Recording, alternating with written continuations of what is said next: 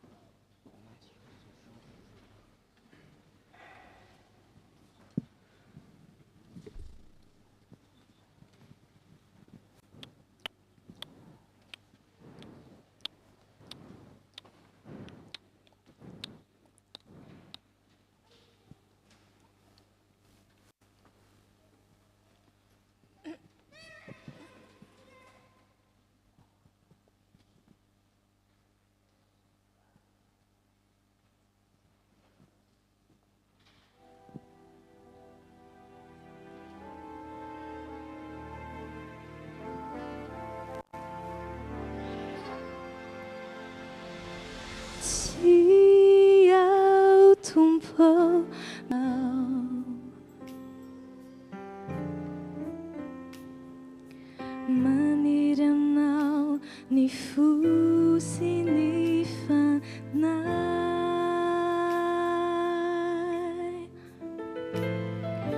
ny akaikinao reran mansara ai,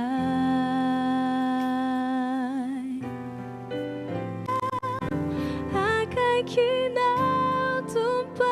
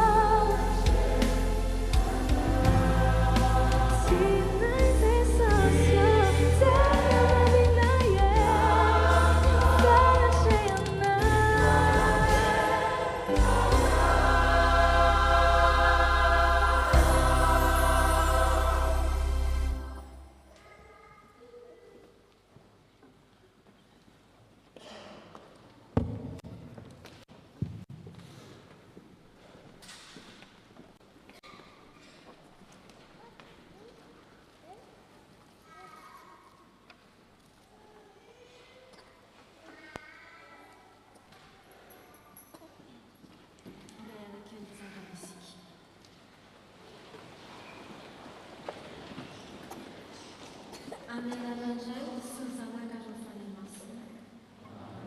Ny fideranan'Andriamanitra dia mbola mivakintsika salamy fahatevam-polo, ny andiny faharoa-ambin'ny ka hatramin'ny fahatelo-ambin'ny ary tohizana amin'ny andiny faharoa-polo ka hatramin'ny faharoa-ambin'ny.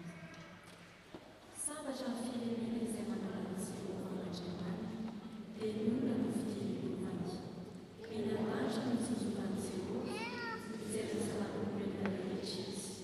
Ifanahintsika miatra Jehovah, fa famonjenantsika sapekantsika izy, fa izy no fahefontsika, satria nalamasina no tokintsika. Jehovah, araka ny famindramponao toetra aminay, araka ny nantenenana. Hira fahatelo.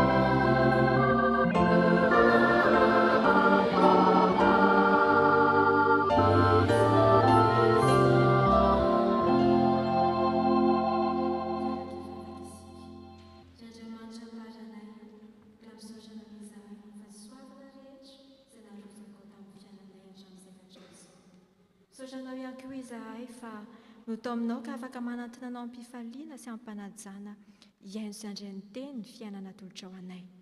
Saotranao ihany koa izahay fa mbola narotsaka taminay fa nahainao masina fofinaina amin'izao andro ny Pentekosta izao. Mangataka ny asain'ny fanahinao amin'ny sambatan'olona izahay mandritra izao fanompoana izao, mba hifantoka tanteraka aminao sy iray aminao tokoa izahay, ary mba ho tsapanay anefa te hanao zava-baovao aminay ianao anio, ka azo hery sy tombo finoana ary azoty azy izahay noho ny fanatrianao. Tanterao sy amarino eto Tompo, ny tenao ny amin'ny fanatrianao ny olona mivory amin'ny anaranao, fa miaingaitahitanao izahay. Ko atario izahay amin'ny zavatra rehetra ataonay, fa nomezam-boninahitra ny anaranao masina, ary akasitrao Tompo ny fiarahanay mangataka aminao mandritra izao fanompoana masina izao, fa tianay atao voninahitra ao irery ihany izany. Amin'ny anaran'i Jesosy Kristy Tomponay. Amen. Petraka amin'ny fiangonana.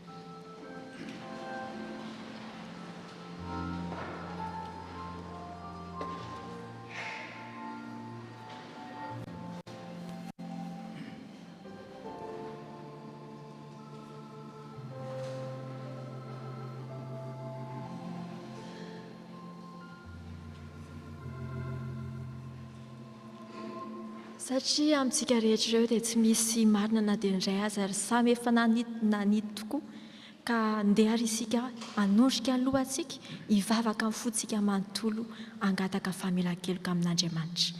Hivavaka isika. Tompo, miondrika eto anatrihanao izahay, miaiky ny fahatsoanay sy ny heloka rehetra.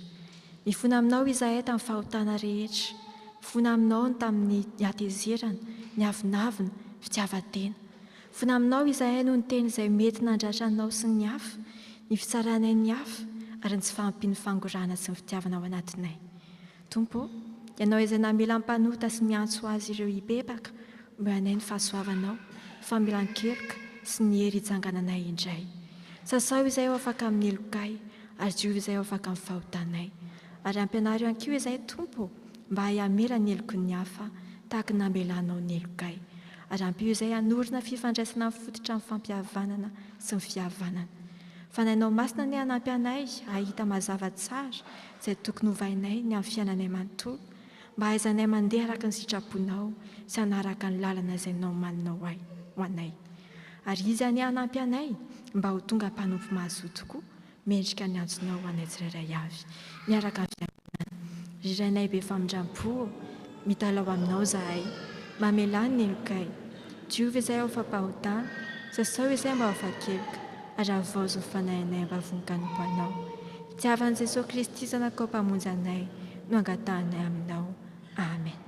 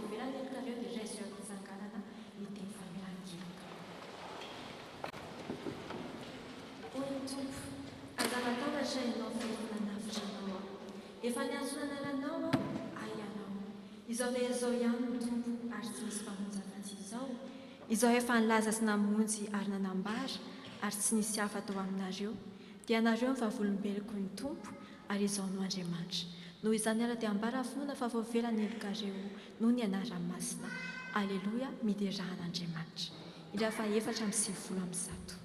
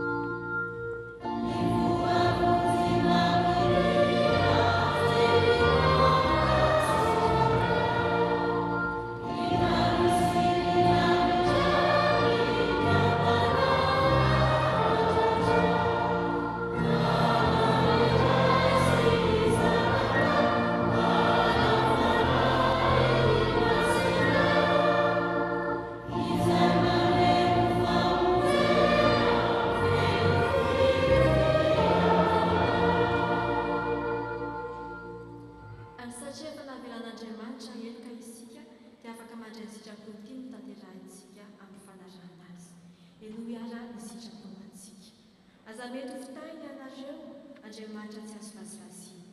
Fa izay afafan'ny olona no jinjaina, fa izay mamafy ho an'ny nofony dia jinja fahasimbahana avy amin'ny nofo, ary izay mamafy ho an'ny fanahy dia jinja fiainana mandrakizay avy amin'ny fanahy.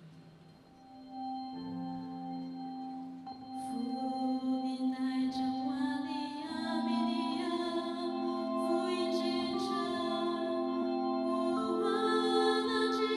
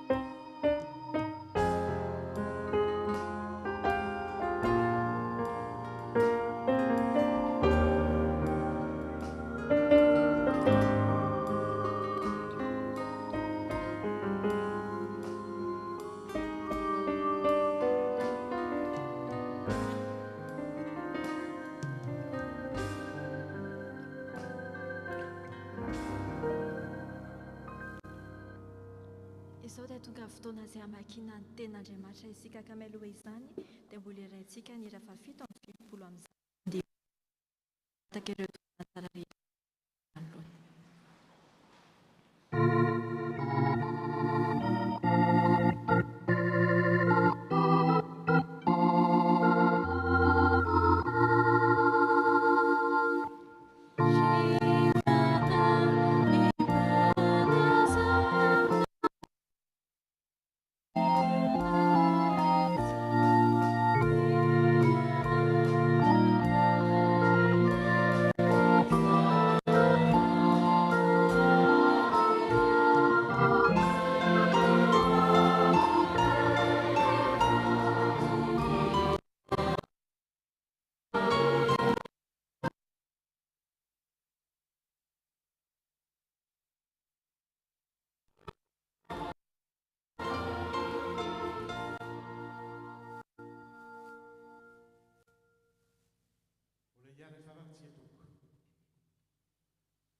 Saotra raha eo fa mbola sitraka ao ny ameny teny fiainana ho anay amin'izao ora izao.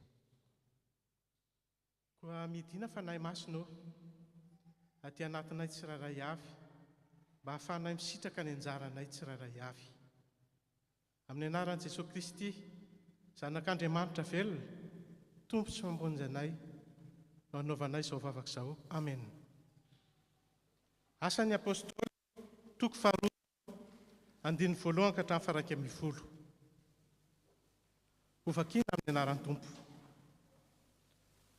Noho ny tonga ny andro Pentekosta dia tafangona teo amin'io efitrano ihany ny mpino rehetra. anisy feo tonga tampoka tahaka andrivo mahery ny tranony toerany. Anisy lehilahy maro mitarenafo ny seho tamin'ny vory ka ny zarazara mipetraka teny ambony tsiraray avy dia feno faminahy masina avokoa ary ny teny fiteny samihafa arak'izay nampitenen'ny fanahy azy avy. Tamin'izay dia nisy jiosy mpivavaka tsara zanak'ampelezana avy tamin'ny firenena nomboka ilay feo dia nirohatra nanantona be sy ny maro sady sanganehana fatratra ampiasa ny fiteny manokana mahazatra azy mpiaino tsirairay sy gaga izy rehetra sady vakivava hoe fa tsy avany Galily avokoa ve reto miteny reto, ka ahoana nandrenesantsika tsiraray avy ny fiteny manokana nabe atsika ny any Kapadosia, Ponto, Azia, Frigia sy Pamfilia akoa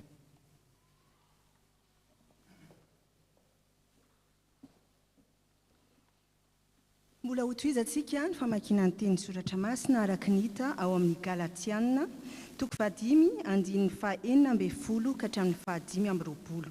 Galatiana toko 5:9-10 ka hatramin'ny 5:20. Amin'ny anaran'ny Tompo. Izao kosa ny teniko, mandehana araka ny fanentanany fanahy masina ianareo dia tsy hatanteraka ny fanirian'ny maha-olona mpanota. Fa ny maha-olona mpanota dia manam-paniriana manohitra ny fanirian'ny fanahy masina, ary ny fanahy masina dia manam-paniriana manohitra ny maha-olona mpanota.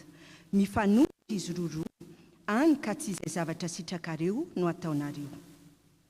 Kanefa raha hatarian'ny fanahy masina ianareo dia tsy fehezin'ny lalàna intsony. Fa miharihary ny asan'ny maha-olona mpanota dia ireto: fijangajangana, fahalotona, fihetsika tsy maontina, fanimpotsampy, fanaovana ody ratsy, fifankahalana, adiady, fahatezerana, fiafinafonana, fifandrafiana, fisarahana, fitokotokoana, fialonana, fidorohana, fihinanam-beloatra sy ny mitovy amin'izany. Ary lazaiko aminareo rahateo tahaka ny voalazako fahiny koa fa izay manao toy izany dia tsy hanana anjara amin'ny fanjakan'Andriamanitra. Ny vokatry ny fanahy masina kosa dia fitiavana, afaliana, fiadanana, faharetana, amoram-po, atsaram-po, toetra mahatoky, fahalemem-panahy, fahononam-po, tsy misy lalàna manohitra ny toy izany. Ireo voatokana ho an'i Kristy Jesosy dia efa nanompo teo amin'ny hazo fijaliana ilay maha-olona mpanota azy ireo mba amin'ny filandratsiny amam-paniriana. Raha ny fanahy masina tokoa no manome aina antsika dia aoka izotra araka ny fanentanany fanahy masina koa isika. Amen. Mialoha ny amakiana ny filazantsara dia ataontsika ny hira efa voatondro eo am-pitsanganana.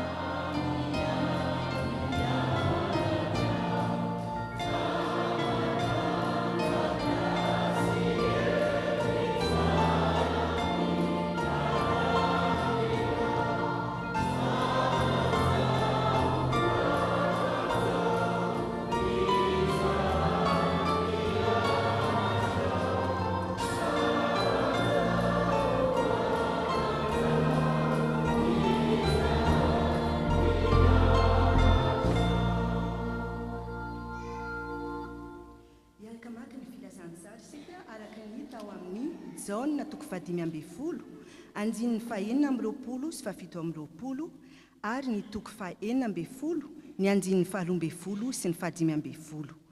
Jaune toko 5:20, ny andininy 4:20 sy 7:20, ary ny toko 4:20, andininy 2:20 ka hatramin'ny 5:20. Amin'ny anaran'i Jesosy. Ho tonga ilay mpampahery anareo dia ilay fanahy fahamarinana izay mivoaka avy any amin'ny iray. Izy no irahiko ety aminareo avy any amin'ny iray, ary izy no vavolombelona anambara. Ary anareo koa dia vavolombelona anambara satria miaraka amiko hatramin'ny voalohany ianareo. Mbola manan-javatra betsaka holazaina aminareo aho, nefa tsy zakanareo ankehitriny. Fa rehefa tonga ny fanahy fahamarinana, dia izy no hitari-dalana anareo amin'ny marina rehetra, satria tsy hiteny avy amin'ny tenany izy, fa izay rehetra horeny no holazainy. Ary ny zavatra ho avy aza dia ambarany aminareo. Ny fanahy fahamarinana no hoe voninahitra ahy, satria andray avy amin'izay ananako izy ary anambara izany aminareo. Izay rehetra nanany raiko dia ahy avokoa, ka izany no nilazako hoe andray avy amin'izay ananako ny fanahy fahamarinana ary anambara izany aminareo. Amen.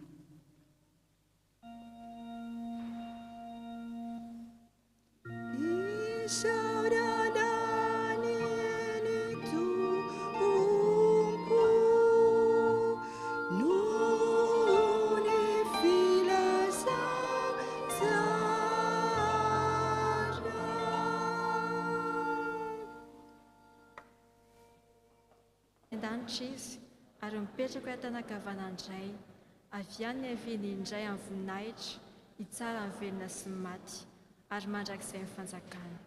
Isika mino ny fanahy masina, tompo sady mpanome aina, izay avy amin'ny ray sy ny zanaka, ka hitsaona sy ankalazaina miaraka amin'ny ray sy ny zanaka. Izy dia niteny tamin'ny vavam-paminany, isika mino ny fiangonana iray, miorina amin'ny fanambaran'ny apôstôly ary manera n'izao tontolo izao. Isika manaiky mbatisa iray ho famelan-keloka, sady manantena fitsangana amin'ny maty ary ny fiainana mandrakizay. Amen. Ira 7:1-5.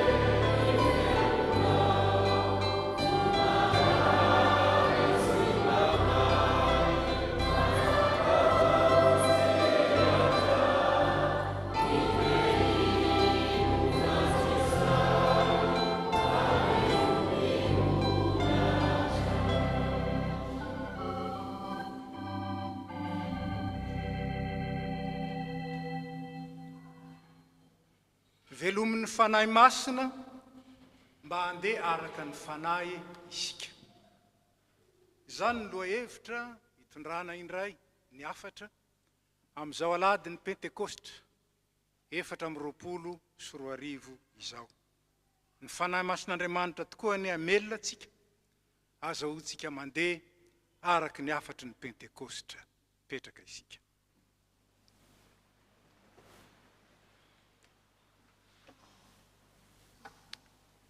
Ny fanahy masina ry havana no persona fahatelo ny Trinité, izay sehoana sy afenany Andriamanitra n'Andriamanitra, miafina ao amin'ny Trinité masina ny maha-Andriamanitra an'Andriamanitra. Tohizana sy tanterahan'ny fanahy masina izay Andriamanitra, miray fizina feno amin'ny ray sy ny zanaka, ny asa-pamonjena ho an'izao tontolo izao, nanomboka tao amin'ny asan'ny ray, no tohizana sy tanteraka tao amin'ny asan'ny zanaka. Ao amin'ny fanekena taloha dia Andriamanitra ray no manambara ny tenany nanomboka any amin'ny fahariana, mandalo amin'ny fiantsonan'i Abrahama, rainy mino, mandalo amin'ny fiantsonan'i Jakoba, ray ny firenena voafidy ho vavolombelona nambara fa tsy misy Andriamanitra tahaka ny Jehova. Tsisy azo atakalo lay Andriamanitra tokana nahary izao tontolo izao, izay fahafenon'ny fahatsarana, ny fahalebiazana ary ny hery rehetra. Tsy vitan'ny olombelona ry havana, na dia voafidy azy izy, tsy vitan'ny olombelona ny miaina sy ny velona ny fiantsona azy. Fa izy lay nantsona hitory ny mpamonjy ndray ny lasa very. Very no ny asa sy ny herin'ny nofo izay efa nandova fahalovana hatrany Edena izany. Inona ny lesona raisina amin'izany? Tsy ampy ny mino. Tsy ampy ny mino fotsiny amin'izao, fa mila hery ny finoana. Mila ny hery ny finoana isika, izay tsy avy amin'ny olombelona ary tsy miankina amin'ny olona, fa fanomezana avy amin'Andriamanitra, ary tanana sady mamoa noho ny firaisana amin'Andriamanitra. Ny firaisana amin'Andriamanitra zany no lakile. Io ny mitahiry sy mampamoa ny finoana. Ny jiosy dia nianona tamin'ny fanarana ny lalàna, tamin'ny fananana ny lalàna, ary vokatra zany tsy tanteraka. Tsy tanteraka ny asan'Andriamanitra tao aminy sy tao amin'ny fanekena voalohany. Tsy lalàna manko. Tsy lalàna, tsy fahalalàna koa, fa firaisana feno amin'Andriamanitra no miantoka ny fenon'ny vahoaka an'Andriamanitra ny mpino.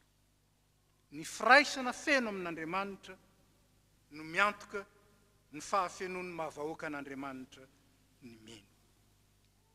Koa teo amin'ny fanekena vaovao, dia tonga olona tao amin'i Jesosy Kristy mihitsy Andriamanitra, tena olona ny tafinosy mba handray feno amin'ny tenany ny fahalemen'ny nofo, ka hanompo zany amin'ny azo fijaliana.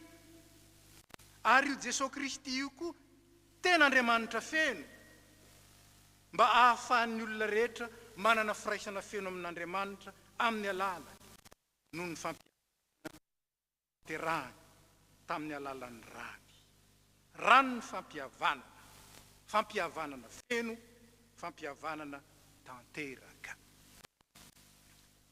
Vita ny famonjena, vita tao Jesosy Kristy ny famonjena, saingy mbola ny farana ny asa mpamonjena na ny programan'Andriamanitra amonjena fenon'ny olona, tsy mbola tanteraka, tolo sy ny olona rehetra. Ny olona manontolo nantsona hitombo mba hatratra ny fahafenon'ny Kristy, ary ny olona rehetra satria tsy mahazo mijanona amintsika irery ny famonjena, fa mila zaraina amin'ny olombelona rehetra manerana izao tontolo izao. Araka izany dia mila mivelona sy miaina feno ny famonjena ny mino. Famonjena raisina noho ny finoana ny Jesosy Kristy sy ny asany, fa tehirizina sy iainana koa noho ny herin'ny fanahy masina izay mamelona sy mitarika antsika isan'andro amin'izany. Loharanom-pahavelomana amin'ny finoana, loharanom-pahavelomana ho an'ny mino ny fanahy masina. Fa raha tsy zany dia mialefo ny finoana, ary raha tsy zany dia tsy tanteraka ny antony hipetrahantsika eto amin'izao tontolo izao. Araka izany dia napetraka eto amin'izao tontolo izao ny mino, fa tsy avy hatrany dia nakarina tany an-danitra, na dia any aza ny fonenana tsara indrindra. Napetraka teto aninona? Mba hijoro vavolombelona zany famonjeno zany, izay iainany sy ivelomany, ary hotoriany kosa ho amin'ny tsy mino, anambarany eo amin'ny fiainany fa tsara Andriamanitra. Anambarany eo amin'ny teniny, anambarany eo amin'ny toetrany, anambarany eo amin'ny asany, fa tsara Andriamanitra, tsara Andriamanitra. Fanontaniana mipetraka amin'ny kristianina zany. Mo ve hitan'izao tontolo izao, mo ve hitan'ny namantsika, mo ve hitan'ny mpifanerasera amintsika, fa tsara io Andriamanitra inotsika io e. hitany ve zany apetraketo sika mba hitory zany saingy tsy hitory zany am'izao fa hitory zany amin'ny alalan'ny finoana ny finoanan'i Jesosy Kristy ny finoana ny asany ny finoana ny fampianarany ny finoana ny herin'ny anarany fa ny dikany hoe Jesosy Andriamanitra no mamonjy ry havana ny fanahy masina no antony nametrahana antsika eto amin'izao tontolo izao napetraka teto amin'izao tontolo izao tsika tsy noho ny finoana na noho ny fitiavana iazo na ny fiteny malagasy hoe mamy ny miaina dia mifaniritsika hoe mba ho ela velona tsy zany no nametrahana antsika eto fa napetraka eto amin'izao tontolo izao isika anohy ny asan'ny Kristy tety an-tany ka hanambara eo amin'ny fiainantsika ny fahatsaraan'Andriamanitra ny fahalebiazany ary ny heriny izay fa nasehony tao amin'i Jesosy Kristy ary tohizantsika kosa amin'ny fijoroana vavolombelona zao anefa tsy navela nanomboka zany asa zany ny mino raha tsy efa nandray ny fanahy masina aloha tsy navelany hitory sy hijoro vavolombelona ny mino raha tsy mandray ny fanahy masina aloha ny fanahy masina ilay parakleto mpanampy papahery mpisolo vava io fanahy masina io no manome sy mametraka ny herin'ny Kristy ny herin'ny mahazanak'Andriamanitra ao amintsika azahoantsika mandresy ny devoly izay mpamingana sy mpamitaka ary mpamono ary azahoantsika milaza marina zany hoe mijoro vavolombelona marina ny fahatsaran'Andriamanitra miseho amintsika iainantsika ary azahoantsika maneho ny fahalebiazan'Andriamanitra manjaka eo amin'ny fiainantsika sy ny herin'Andriamanitra zay hitokitsika sy ekinantsika misy asan'ny fanahy masina efatra zay tiana votra an'io tsy voafehin'ireo ny asan'ny fanahy masina kanefa ireo kosa no ampatsiarovina amintsika amin'izao fotoana anokanana ireto andihany antsoina hoe fahamasinana ireto eto amin'ny fiangonana anisan'ny asan'ity fanahy masin'Andriamanitra ity ny manazava sy mitahiry ny tenin'Andriamanitra ao anatitsika ambara ny filazantsarany jaonina tsaro zany tsy zay mamaky ny baiboly akory dia hitenenan'Andriamanitra izay mandray ny fahazavan'ny teny araky ny fitarian'ny fanahy masina ihany no afaka mandre tsara n'Andriamanitra ny teny aminy fa ny ambiny miaino fa tsy mandre mijery fa tsy mahita koa izany no mahatonga antsika mangataka sy maniry ny fahazavan'ny fanahy masina rehefa mamaky ny tenin'Andriamanitra na miaino ny tenin'Andriamanitra fa fanilo ny tongotra sy fahazavan'ny lalana ny tenin'Andriamanitra saingy tsy maintsy tariany fanahy isika vao mahita izany fahazavana izany sy afaka manaraka izany fahazavana izany anisan'ny asan'ity fanahy masina ity koa ny manala ny tahotra manala ny akanosana eo amin'ny izay nantsoina vavolombelona tsy maro ny kristianina fa azo lazaina hoe sahy manana fahasahina fa ny akamarony matahotra kanosa zao anefa nambaran'ny tenin'Andriamanitra fa tsy nomen'Andriamanitra fanahy osa isika fa fanahy mahery sy fitiavana ary fahononan-tena ka aza menatra ny vavolombelon'ny tompontsika ny fanahy masina no manome antsika fahasahina ary manala ny tahotra sy ny akanosana ary zany no ambaran'ny pentekostra amintsika voalohany sahy nitory tamin'ireo vahoaka jentilisa manodidina azy ny amin'ny asa lehibe nataon'Andriamanitra ary tanteraka tao amin'i Jesosy Kristy reto mpihiny reto na dia teo azy ny fahakalany jiosy azy na dia teo azy ny tahotra maro samihafa izay mety niseho sahy reto satria feno ny fanahy faharoa tsy nentin'ny hafanampo na ny avonavona iretim-pino reto. Fa ny teniny reny, tsika hoe langue maternelle, ny teniny reny ny retim-piaino reto no nentiny teny tamin'izy ireo. Teny parsianina, teny medianita, teny elamita, teny fitenimponina ny Mesopotamia, teny jiosy, teny grika, teny aziatika, teny egyptianina, sy ny sisa sy ny sisa. Zany no notenenany, ary io ny hevitry ny Pentekostra. Andriamanitra manaiky teny sy ampiteniny mino amin'ny teniny reniny. Ary misaotra an'Andriamanitra fa afaka mandray izany koa ny malagasy. Afaka mandray izany koa ny frantsay. Afaka mandray izany ny fokom-pirenena rehetra. Koa natao an'ny firenena rehetra ny fanambaram-pamonjena. Ary zany no aniranantsika sy ny fiangonana hitory hatrany amin'ny faran'ny tany. Hitory hatrany amin'ny faran'ny tany. Fanontaniana mipetraka dia izao, mihevitra zany ve ny FPMA? Mihevitra nitory hatrany amin'ny faran'ny tany. Tsy afaka manao izany ny fiangonana. Tsy afaka manao izany isika raha tsy mifanahy masina mihitsy no ekentsika hanazavantsika ary mitarika antsika. Izy no vavolombelona anambara ao ny tompo ny fanahy masina io. Ary ianareo koa dia vavolombelona anambara no ny hery ny fanahy masina. Move tsapatsika ny antso ny fanahy masina sy ny tosika ny fanahy masina.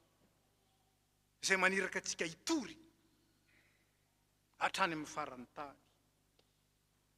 Fahatelo, anisan'ny asan'ity fanahy masina ity koa ny mametraka ny fitiavan'Andriamanitra ao am-pontsika. Hoy ny Romanina 5:5. Napetraka Andriamanitra ao am-pontsika tamin'ny alalan'ny fanahy masina ny fitiavany. Raha mbola ny fitiavan'olona ny iainan'ny olona, dia tsy ho tanteraka ny fihavanana. Raha malagasy, fahatra-pihirany amin'ny fitiavana. Mifankatiava ihany raha mbola velonaina. Nefa na ny mpiray tam-po aza ny fanaritaka. Mpiray tanindrazana aza mifampizarazara sy mifanenjika ary mifanaratsy. Raha tsy tenenay mifanopa.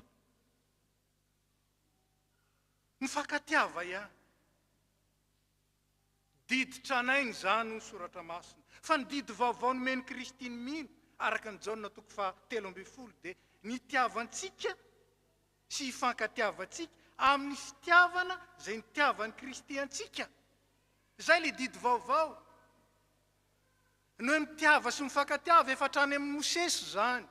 Tsy vaovao zany, fa ny vaovao kosa mba areto dia zay. Aoka ho tahaka ny nitiavako anareo no hifankatiavanareo ary ho entinareo mity. Ambaran'ny Baiboly fa Andriamanitra dia fitiavana. Ka mila ny firaisana amin'Andriamanitra amin'ny alalan'ny fanahy masina isika vao afaka mity tahaka ny tiavan'Andriamanitra. Ary zany no lazany Jaona azy. Raha manana firaisana amin'Andriamanitra isika dia mifankatia. Fa raha tsy manana firaisana amin'Andriamanitra kosa isika dia tsy afaka mifankatia. Ry havana, ny fanahy masin'Andriamanitra dia nametraka ny fitiavan'Andriamanitra atao amintsika. Azahoantsika mitory ny tena fitiavana, ary azahoantsika miaina ny tena fitiavana ho voninahitr'Andriamanitra. Farany, anisan'ny asan'ity fanahy masin'ity koa ny manome toky atsika fa zanak'Andriamanitra isika. Ny fanahy dia miara-milaza amin'ny fanahintsika fa zanak'Andriamanitra isika ho Paoly amin'ny Romanina 5:9. Mety tsy mbola tanteraka amin'ny fanaranan'ny tompo isika. Fa ny fanan'Andriamanitra kosa, izay manambara sy milaza amintsika fa zanak'Andriamanitra isika, zanaka tezaina, zanaka mitombo, zanaka mianatra, fa tsy miambo lehibe sahady. Ny fanahin'Andriamanitra no mamantatra ny risi-po ao anatsika, raha tena te hiainy zany tsika anatsika. Ny fanan'Andriamanitra izay mamantatra ny ao am-potsy miloaka, mamantatra ny tena izy, fa tsy ny fiatsaram-belatsia, mamantatra ny fosiny vo, io fanan'Andriamanitra io, dia mamonjy ny zanak'Andriamanitra amin'ny fahalemeny. Zany lazany Paoly azy. Fa ny fanahy no mamonjy ny fahalementsika. ary mampaheritsika amin'ny teniny sy amin'ny asany. Ka mba hareto anio amin'izao fetiny fanahy masiny zao, zanak'Andriamanitra ianao. Zanak'Andriamanitra ianao raha mino an'i Kristy sy ny teniny ary ny asany. Na dia mbola tsy tanteraka amin'ny finoana azy, na dia mbola tsy tanteraka amin'ny asa azy. Zanak'Andriamanitra ianao ary tiany tezaina. Antsony tombo, antsony hianatra. Ka dia aoka anay kotariany fanahy. Fa tsy etiny hafanampo fotsiny. Hafanampo tsy misy ny fahalalana ny tenin'Andriamanitra. Na hafanampo manao ny tena ho zavatra, ka halavon'ny Satana mora foana. Ko angatao ny asan'ny fanahy masina. Ary aza miavonavon-kevitra. Nefa koa aza matahotra na manao kanosa. Fa meteza ampaherezi ny fanahy. Ary meteza ho tariany fanahy mandrakariana. Fa ny tena zanak'Andriamanitra dia manaiky ho tariany fanahy masina mandrakariva amin'ny zavatra rehetra. Fa hoy ny soratra masina, mandehana araka ny fanahy dia tsy ahatanteraka ny asan'ny nofo ianareo. Aoka ho fenona ny fanahy, aza mamono ny fanahy. Ko dia avelao ny fanahy masina hiasa mahery ao amintsika.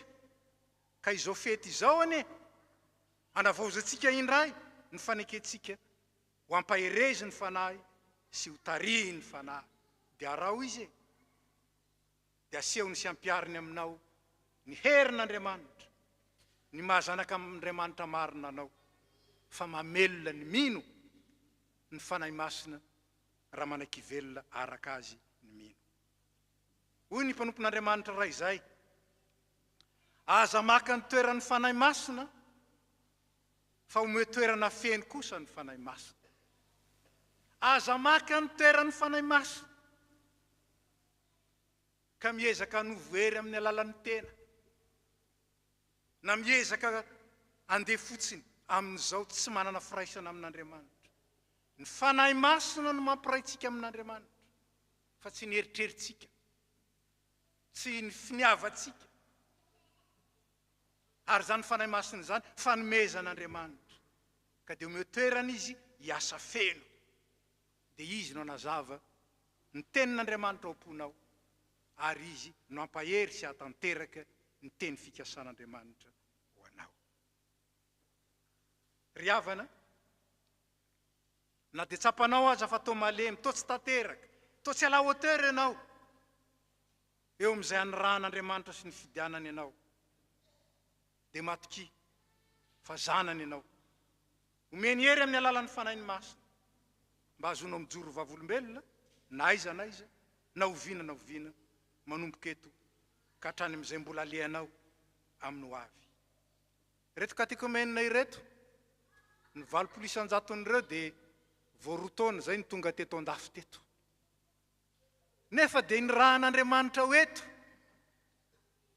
anovo ny herin'ny fanahy masina, anavao fahaloratena, aza ho ny mijoro vavolombelona. Mba nieritreritra ve nareo hoe hitory hatrany andafy, hijoro vavolombelona hatraty andafy? Saingy tanterahan'Andriamanitra aminareo ny fikasany. Ho vavolombeloko hatrany amin'ny farany tany.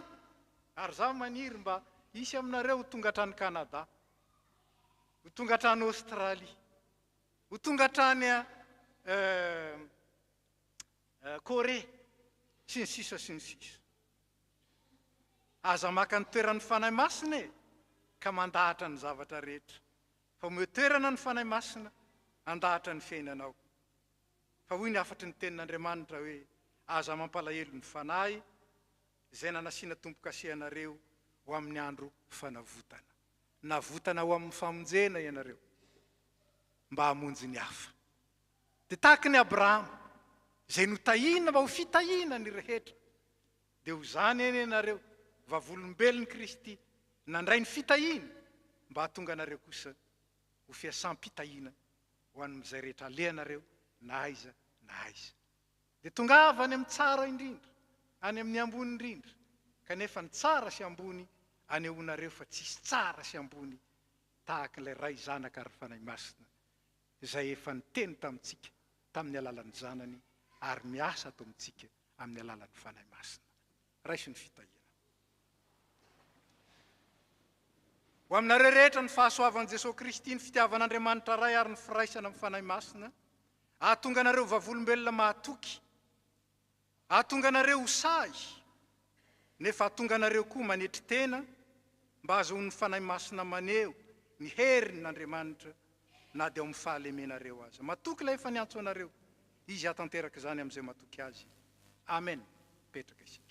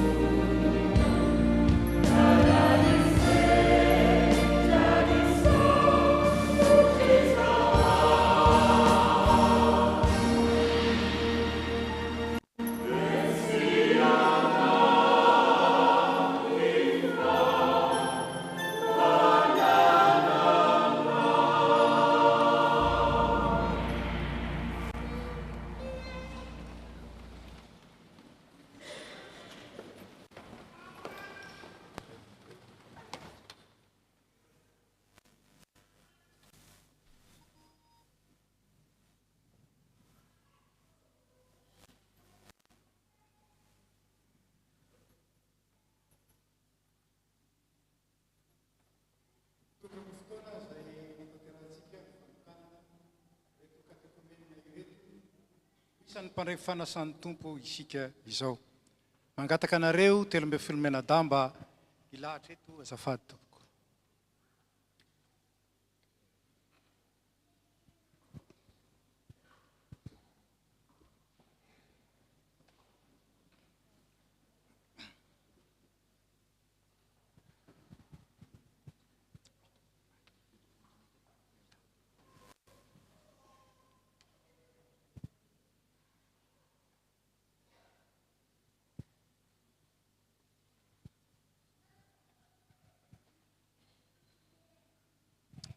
Ry ava malalo amin'ny tompo no ny fahasoavan'Andriamanitra sy ny fitondran'ny fiangonana dia fifaliana ao antsika an'io ny andray retolombonjena izay anampin'ny tompo isan'andro ho isan'ny fiangonany.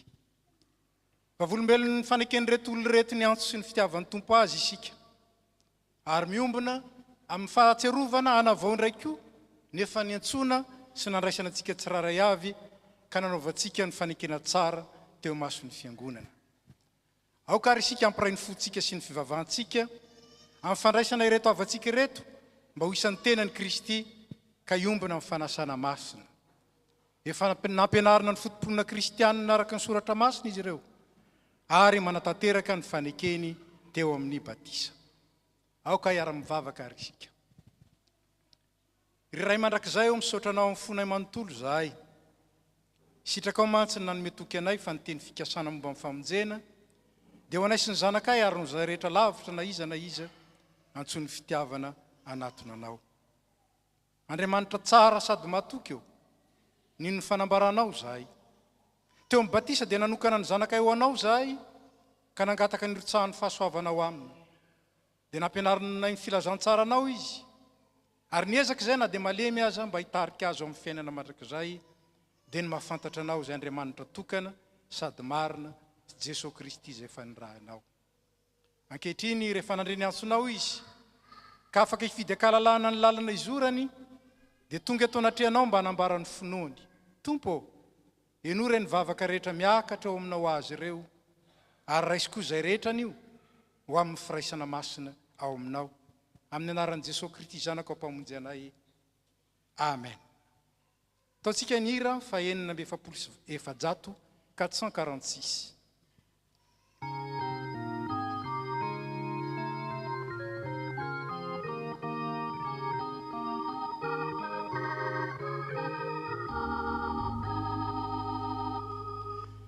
Atolotroana ny tena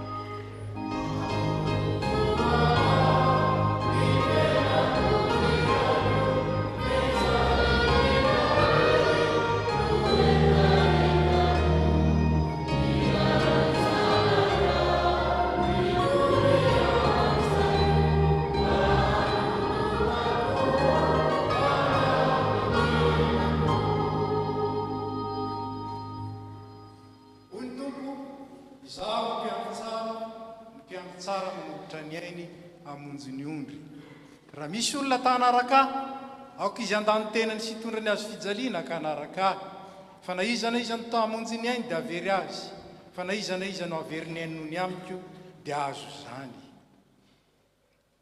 Ko amin'izany nazovonao anakay eo anatrehan'ny olona dia ke kosa izy eo anatrehan'ny raiko izay any an-danitra fa nazovonao andahy eo anatrehan'ny olona dia ho lavy kosa izy eo anatrehan'ny raiko izay any an-danitra. Ko mangataka aminareo ary zahay ry havana mba hamaly ny fanekena ilain'ny fiangonana amin'izay rehetra teo anisany. Ianareo va mino an'Andriamanitra paharentsika sady raintsika any an-danitra izay tiantsika ka nanome an'i Jesosy Kristy zanany lahy tokana izay matiny sy nitsangana tamin'ny maty famonjenantsika. Mino an Jesosy Kristy zanany izay manome famelan-keloka sy fiainana mandrakizay eo amin'ny mpanota amin'ny bebaka va ianareo ka manaiky azo tompo sy mpamonjy. Moa ianareo va manaiky ho an'ny tenanareo ny faneken'ny batisa izay andraisanareo ny fanomeza amin'ny fanahy maso mba hizoranareo amin'ny lalan'ny fiainana kristianina ka ho tian'Andriamanitra sy hankatony sitrapony ary hatsiaro fa ny vavaka sy ny famakinan'ny baiboly ary ny famonjena fanompam-pivavahana sy ny fanasana masona no adidy sady tombotsony manaiky izany va ianareo. Ry katekomena, nampianarana ny fotom-pinoana ianareo ary nazavaina taminareo ny anton'izao fanoloran-tenanareo izao. Ankehitriny dia hivavaka ho anareo ny fiangonana. Ary ianareo kosa hanambara ny mpabe maso ny finoanareo sy andraiky ny tompo sy hanaraka azy amin'ny fahatokina sy ny faharetana. Hivavaka isika. Ry Jesosy Kristy tomponay, nambaranao tamin'ny alalan'ny teninao fa raha manaiky anao anatrehan'ny olona izay dia ekenao kosa ianao atrehan'ny anjelinao any an-danitra. Ko indreto ny olona natsoinao manambara ny finoany ampahy be maso ary manolo tena anaraka anao. Raiso ny fanoloran-tenany ary hamasino ny fiainany mba haneo ny fahatsaranao rehetra. Azavao ny sainy aizany mahafantatra ny sitraponao sy manaiky izany ary amporeny ny finoany aizany mankatoanao amin'ny fifaliana ary avao izy ny fiainany ampiseho ny fahatsaranao rehetra noho ny anaranao fototry ny famonjena. Amen. Daoka ianareo androso amin'ny fanambarana mpabe maso ny finoanareo sy ny fanekenareo ny tompo hatrehan'izao vavolombelona izao.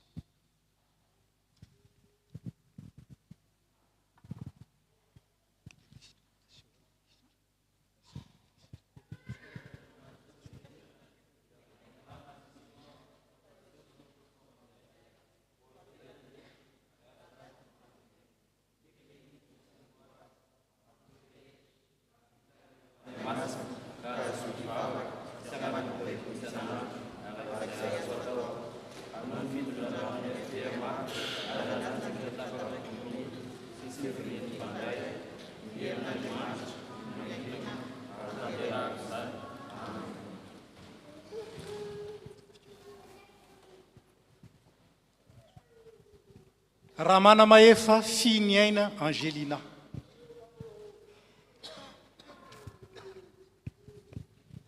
Ankino amin'ny Jehovah ny lalanao ary madiky azy fa ataony tanteraka. Noho izany fanekena nataonao teo zany,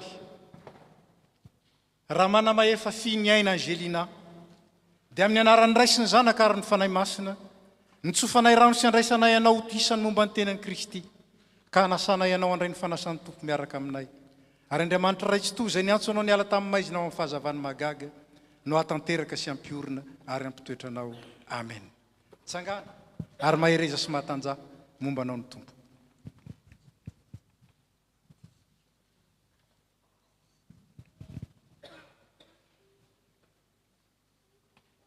Sauté basse niry.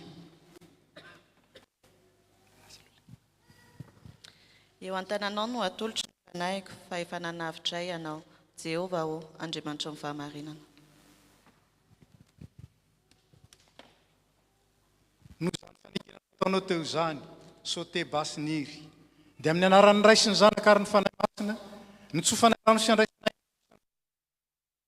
ka hanasana ianao andray ny fanasan'ny tompo miaraka aminay. Ary Andriamanitra ray tsy toy izay niantso anao niala tamin'ny maizinao amin'ny fahazavany magaga no hatanteraka sy ampiorina ary ampitoetranao. Amen. Tsangana ary mahereza sy mahatanja momba anao ny tompo.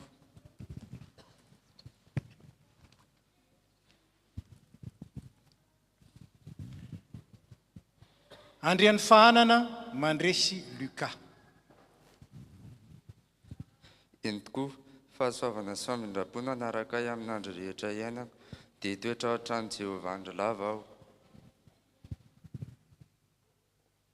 Noho izany fanekena nataonao teo izany, andrian'ny fahanana mandresy Luka, dia amin'ny anaran'ny ray sy ny zanaka ary ny fanahy masina, ny tsofanay rano sy andraisanay ianao isan'ny momba ny tenan'i Kristy, ka hanasanay ianao andray ny fanasan'ny tompo miaraka aminay. ary andriamanitra raitsy to zay ny antso anao ny ala tamin'ny maizina ho amin'ny fahazavany magaga no atanteraka sy ampiorina ary ampitoetranao amen. Mitsangana ary mahereza sy mahatanja momba anao ny tompo.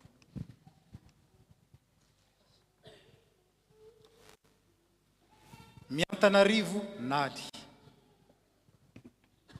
Efa niantso ny anaranao aho, ay ianao.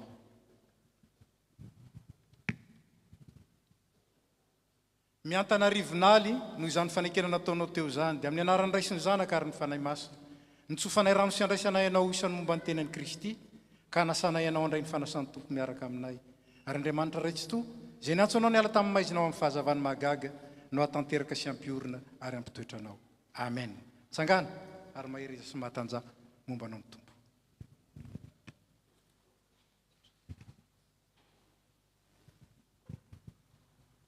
Rabary Andry Niaina Joary. Ary tsy izao tsony ny velona fa i Kristy ny velona ato anatiko fa izay ivelomako ankehitriny eo amin'ny nofo dia ivelomako amin'ny finoana ny zanak'Andriamanitra izay efa tsy hay ka nanolotra ny tenany hamonjy ahy. Galatiana 2:2. Noho izany fanekena nataonao teo zany Rabary Andry Niaina Joary dia amin'ny anaran'ny ray sy ny zanaka ary ny fanahy masina nitsofanay rano sy andraisanay ianao isany momba ny tenan'i Kristy ka nasanay ianao andray ny fanasan'ny tompo miaraka aminay ary andriamanitra raitsy to zay ny antso anao ny ala tamin'ny maizina ao amin'ny fahazavany magaga no atanteraka sy ampiorina ary ampitoetranao amen. Tsangana ary mahereza sy mahatanja momba anao ny tompo.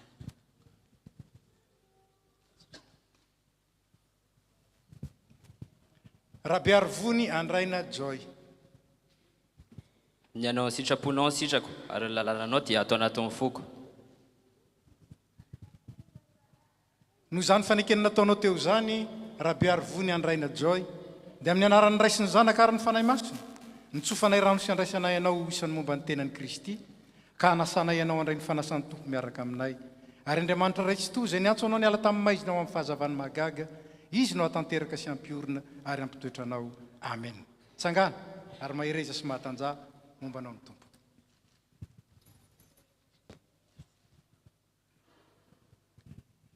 Rakotobe Tolotra Kevin. Na inona angatanareo atao dia ho azonareo. Noho izany fanekena nataonao teo zany dia amin'ny anaran'ny ray sy ny zanaka ary ny fanahy masina nitsofanay rano sy andraisanay ianao isany momba ny tenan'i Kristy ka nasanay ianao andray ny fanasan'ny tompo miaraka aminay ary andriamanitra raitsy to zay ny antso anao ny ala tamin'ny maizina ao amin'ny fahazavany magaga izy no atanteraka sy ampiorina ary ampitoetranao amen.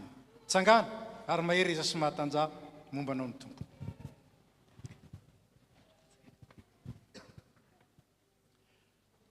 Ramanandray Tsiory sandratra heritiavina. Matoky amin'ny Jehovah ny fonao rehetra fa aza miantoka amin'ny fahalalanao. Noho izany fanekena nataonao teo zany dia amin'ny anaran'ny ray sy ny zanaka ary ny fanahy masina nitsofanay rano sy andraisanay ianao isany momba ny tenan'i Kristy ka nasanay ianao andray ny fanasan'ny tompo miaraka aminay ary andriamanitra raitsy to zay ny antso anao ny ala tamin'ny maizina ao amin'ny fahazavany magaga izy no atanteraka sy ampiorina ary ampitoetranao amen. Mitsangana ary mahereza sy mahatanja momba anao ny tompo.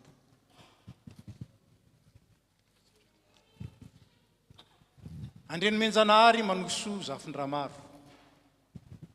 Ary nandreny feo ny tompo nanao hoe iza no iraiko ary iza no andeha ho irakay dia hoy izao inty aho irao aho.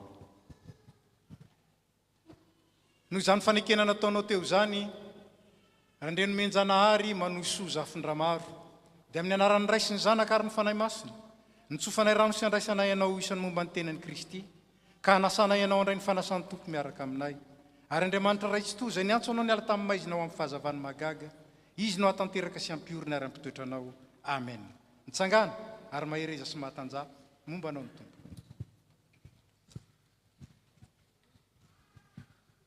Rafael Ermalala Gérard. Nambarako taminao ny eloko ny tsy mba nafeniko hoy izao anaiky ny fahadisoako amin'ny Jehovah aho ary ianao dia namela ny eloko ny fahotako. Noho izany fanekena nataonao teo zany Rafael Ermalala Gérard dia amin'ny anaran'ny ray sy ny zanaka ary ny fanahy masina nitsofanay rano sy andraisanay ianao isan'ny momba ny tenan'i Kristy ka anasanay ianao ndray ny fanasan'ny tompo miaraka aminay ary Andriamanitra raitsy to izay niantso anao niala tamin'ny maizina ho amin'ny fahazavany mahagaga izy no atanteraka sy ampiorina ary ampitoetranao amen.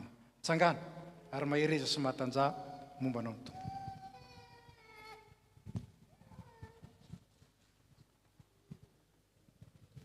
Razafy Mandimby Rosas Ardine. Ary ny finoana ny fahatokona amin'ny zavatra antenana fanohena ny zavatra tsy hita. Noho zany fanekena nataonao teo zany dia amin'ny anaran'ny Ray sy ny Zanaka ary ny Fanahy Masina no tsofanay rano anao Razafy Mandimby Rosas Ardine ho isan'ny momba ny tenan'i Kristy ary anasana ianao andray ny fanasan'ny tompo miaraka aminay ary Andriamanitra raitsy to izay niantso anao niala tamin'ny maizina ao amin'ny fahazavany mahagaga izy no atanteraka sy ampiorina ary ampitoetranao amen. Tsangana ary mahereza sy mahatanjah momba anao ny tompo.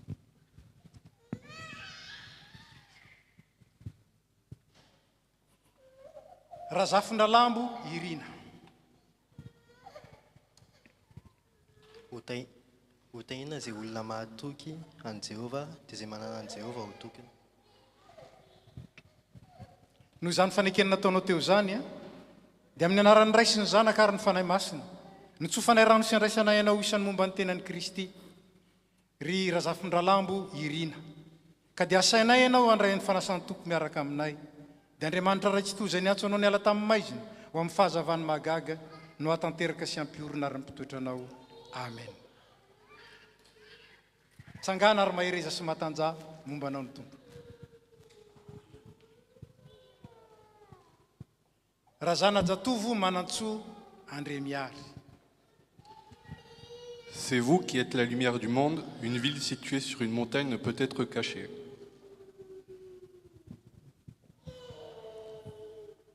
Noho zany fanekena nataonao teo zany Razana Jatovo Manantsoa Andremiary dia amin'ny anaran'ny Ray sy ny Zanaka ary ny Fanahy Masina nitsofanay rano sy andraisanay ianao isan'ny momba ny tenan'i Kristy ka anasanay ianao ndray ny fanasan'ny tompo miaraka aminay ary Andriamanitra raitsy to izay niantso anao niala tamin'ny maizina ho amin'ny fahazavany mahagaga izy no atanteraka sy ampiorina ary ampitoetranao amen. Mitsangana ary mahereza sy mahatanjah momba anao ny tompo.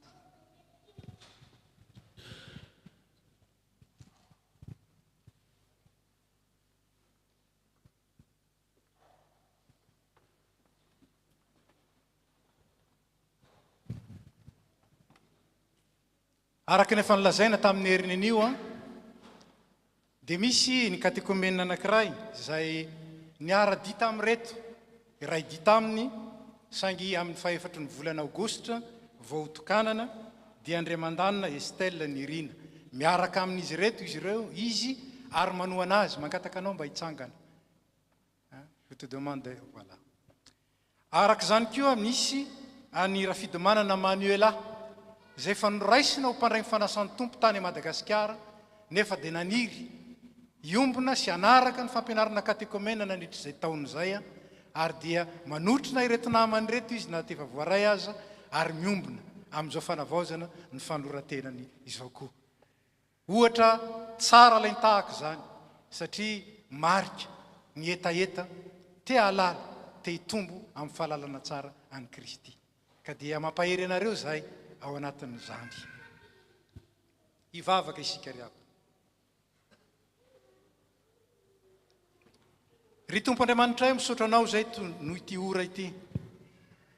Apetraka eo an-tananao reto mpanomponao reto izay vao avy nanamafy ampahibe maso ny fanekeny taminao. Ianao no niantso azy dia namaly ny antsonao izy koa dia raiso. Taio ny fanapa-keviny mba hitoetra amin'ny fahatokinanao mandrakariva izy.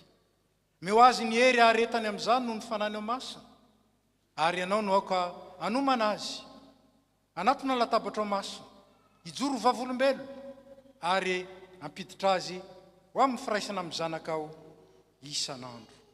Ataovy marina ny fibebahany, ataovy matanjaka ny finoany, ataovy tsy azozongozonina ny fanantenany ary ataovy mahery ny fitiavany. Daoka hifikitra mafy amin'ny marina izay mahavonjy izy ka hiasa lalandava mba hitombony amin'ny fahalalana izany hisehony amin'ny kery mandrakariva ao anatrehan'izao tontolo izao ho vavolombelonao amin'ny teniny sy ny asany. zany vavaka zany dia tononinay amin'ny anaran'i Jesosy Kristy tomponay sady zanakao. Amen. Ny afatra ho anareo ry mpandray fanasan'ny tompo vaovao, mahereza ao amin'ny tompo sy amin'ny herin'ny faherezany dia mandehana amin'ny fifalian'ny tomponareo. Amen.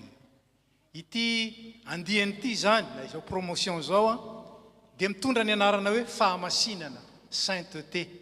Ny heviny moa ankoatra ny fahadiovana, ny tena heviny dia hoe voatokana ho an'i Kristy, nanokoratena mba ho vavolombelon'i Kristy eto anivony zao tontolo izao. Ka dia ampaherezina indrindra ianareo mba azahoanareo mijoro amin'izany fahamasinana zany, ohatra laintahaka eo amin'ny mino, amin'ny teny, amin'ny asa ary amin'ny toetra. Sika kosa mariky ny fandraisantsika azy ireo, nareo mba mitodika any azafady, mariky ny fandraisana azy ireo dia mitehaka isika.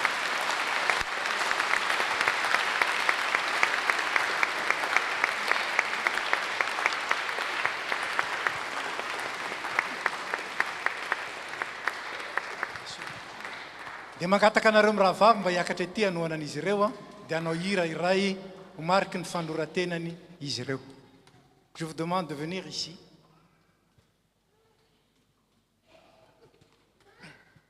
Entinareo milahatra rona telo.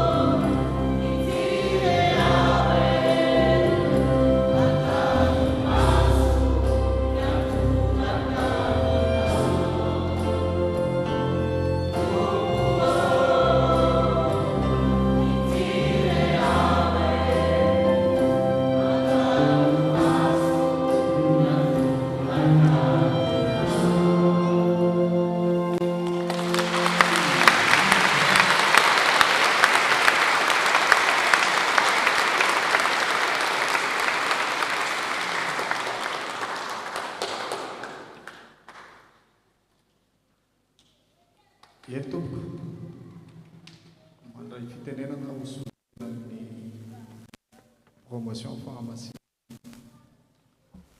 Ny voalohanteny dia fisaorana an'Andriamanitra avo indrindra satria matoa tanteraka izao dia sitrak'Andriamanitra. Misaotra ny fiangonana Ray manontolo izahay nanotrona anay. Matoa tanteraka izao dia teo ny fiangonana ary isaoranay voninahitra lehibe ho anay ny andraisan'ny fiangonana FPA Matolozy ho isan'ny mpandray fanasan'ny tompo eto amin'ny tafo FPA Matolozy izahay. Manaraka izany dia misaotra ireo fianakaviana Ray manontolo, ny havana, ny mpiray-tam-po, ny anabavy, na ny eto an-toeran'izany na ny ireo tsy afaka, na ny eto Toulouse na ny any Madagasikara. Isaorana ihany koa ny mpitandrina izay nampianatra anay na fohy fotoana nandritra an'izay volana maromaro izay. Tsy adino koa miaraka tamin'ny mpitandrina i Liva, Paster Nomena, i Sylvie, ary Toky.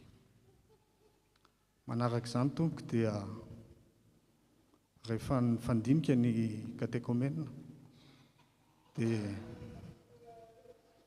misy fahafalim-po atolotray ho an'ny trano fiangonana. Manana viana lehibe ny trano fiangonana eto amin'ny FPA Matolozy ka nanapa-kevitra izahay mba hitondra ny anjara birikinay amin'izany trano fiangonana izany. Tsy adinona ihany koa nefa ny manolotra fahafalim-po ho an'ny ireo izay nampianatra anay dia i Sylvie, sy Toky, ary Liva, sy Paster Nomena.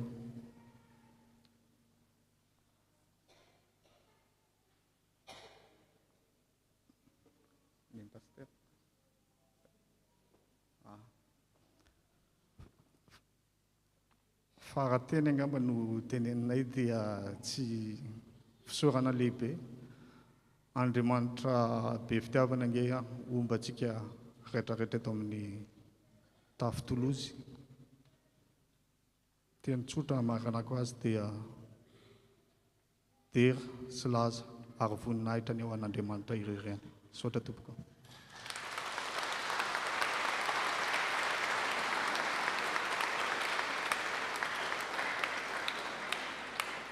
Dia faly indrindra isika ary fiangonana mandray an'ireto katekomena andihan'ny fahamasinana ireto izay nanambara ny ampahabe maso tamintsika ny finoany an'i Jesosy Kristy ary noraisina ho isan'ny mpandray ny fanasan'ny tompo. Misaotra indrindra nareo amin'ny fijoroanareo vavolombelona fa tena mampivoatra ihany koa ny mampirisika anay ihany koa izany hanohy hatrany ny fientanana anaraka ny tompo dia maharetatra amin'ny farany amin'ny fanarahana ny tompo. Misaotra indrindra ny amin'ny fanohananareo ny asa goavana izay atao ny fiangonana dia ny trano fiangonana izany ary dia onerabe ny lany ny tompo no anomenareo izay anjara tokony ho anareo ao anatin'izany. Misy fanomezana avy amin'ny fiangonana koa nomenanareo teo dia tsy inona izany fa baiboly. Mety efa manana baiboly daholo ianareo fa iny kosa dia ho fanamarihana sy ho mety ampatsiahinareo fa mila tohizana ny fianarana ny tenin'Andriamanitra fa tsy mijanona teo amin'ny fianarana katekomenina satria izany tenin'Andriamanitra izany no ahafahanareo miorina mandrakariva amin'ny finoana an'i Jesosy Kristy ary ampiasao ihany koa ny fanomezam-pahasoavana amin'ny fanahy masina izay nomenanareo ho fampandrosoantsika ny fitoriana ny filazantsara izay ataon'ny fiangonana. Misy ny sampana, ny vondronasa, ny tarikasa ihany koa amin'ny trano fiangonana afaka hidiranareo ampiaranareo izany talenta sy fanomezam-pahasoavana izay azonareo izany. Dia mbola afaka miteka isika fiangonana ho fiara-pahamasina.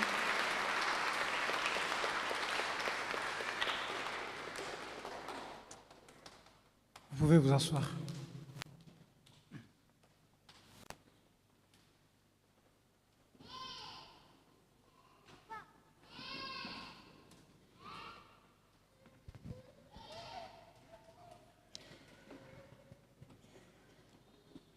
tonga amin'ny fotoanany fanasana masina isika ry havana manao ny raha faraiky amin'ny valopolo amin'ny zato andininy voalohany sy faharoa isika dia mangataka ny dekona mba hiakatra ety.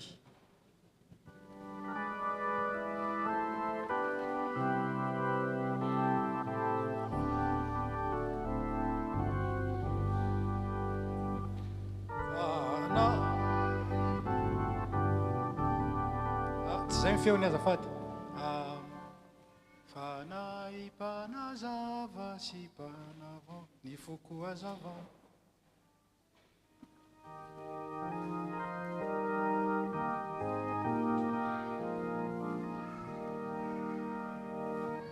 Fanay panazava ny foko azava maniry lalandava ny pete konsitra ao ny azenao ampoko fonga ny reola ny foko mitoloko manirindrindrana. Fanay panadio ny fokomba sasa dio vireaneo o tena lapana ao ny hevetra misoko zay tena akokana dia o taneitsoko esoresi.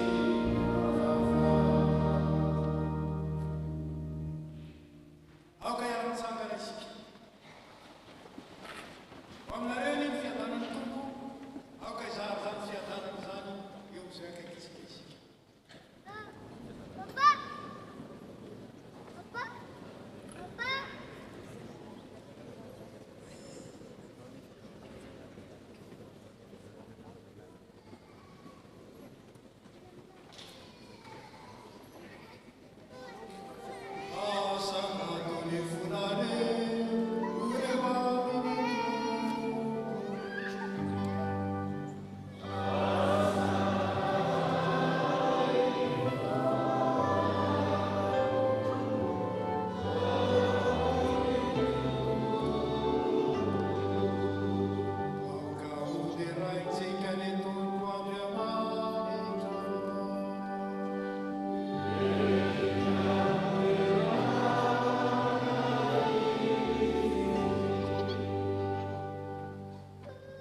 Entiko tompo ray masina manitra manak'izay mahefa ny zavatra rehetra mety tsy mahavonjy ny saonay amin'ny fotoana rehetra sy ny toerana rehetra amin'ny alalan'i Jesosy Kristy tomponay izay tianay sy nampotena monjy anay amin'ny alala koa nideran'ny anjely ny fiandriananao hitsaho ny fanapahana sy ny fahefana rehetra anao mitahatra ary arahany fiangonana ny an-danitra sy ety an-tany midera ny anaranao amin'ny fiobiana ary izay koa ankehitriny tompo dia miara-manandratra ny feonay aminy ka mifanajana lehibe ny deranay hoe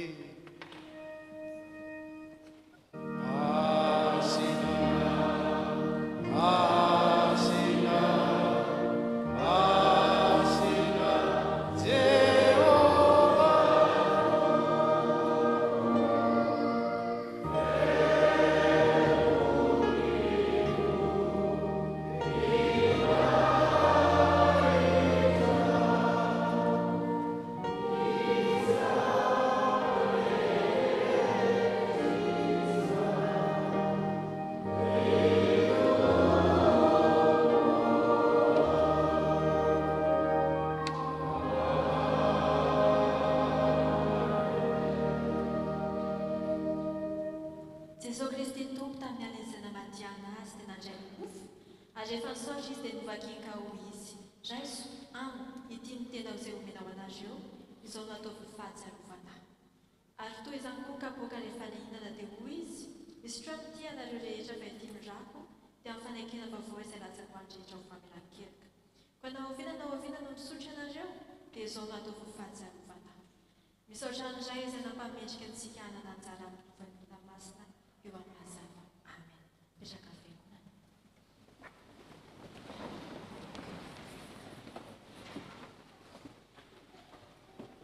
Ry kristiana malala, aoka isika atsiaro an'i Jesosy Kristy izay maty misolo ho antsika sy nitsangana ho famarinana antsika dia fanatim-pihavanana totra Andriamanitra antsika. Ary aoka isika iala misaotra sy mivavaka. Misaotra anao izay Andriamanitra rainay tompony lanitra sy ny tany, fa no famindramponao aminay mpanota mahantra dia nomenao ny zanako lahy tokana mba tsy ho very izay rehetra mino azy fa anana fiainana mandrakizay. Rainay any an-danitra, indreto izahay manao eto anatrianao fahatsiarovana ny fahatongavany zanako ao olony, fijaliany sy ny fahafatesany, fitsanganany tamin'ny maty ary ny fofonany mandrakizay ho anay, ka miandry sy mitalao ny fiverenana izahay. Ankehitriny indray eo, ahidiny ny fanahy masina mba hameno fonay, ka andraisanay tokoa ny tomponay amin'ny finoana velona amin'izao izy manantona anay amin'ny alalan'ny fanasana izao, fa ny fanahy no masina no arianao, anamasinanao ary hanomezanao anay ny zava-tsoa rehetra. Ho tsapanay tokoa aneny fanatrehanao, ka tsy izay intsony no velony, fa ianao no velona ao anatinay. Miaraka amin'ny fiangonana, ry Jesosy Kristy Tompo, izay tonga natao anatrehanao, miombina amin'ny latabatra ao masina, dia mangataka mba ampiresinao aminao, ohatra ny sampana amin'ny voaloboka. Ampianary ny fankaty tahaka ny tiavanao anay izahay, ary aoka izay iara-manana amin'ny fiangonana masina manontolo, ny fiononana sy fialina aminao. Amen.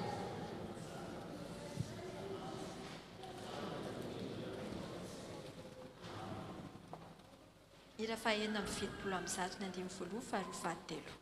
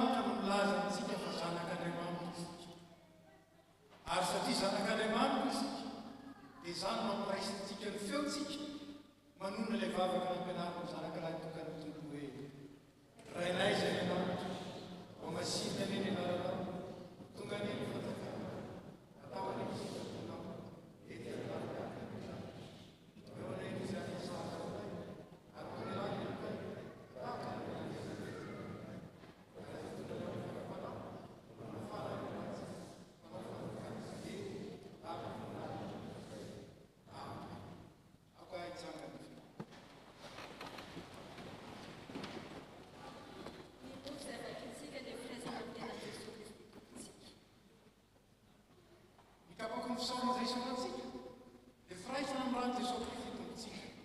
Hoy ny tompo mandeha fehivavavoatra avokoa izao ny zavatra rehetra. Mahazo apetraka tsy mpanay fanasana tompo. Ny katikomenina no tolorana ny mofo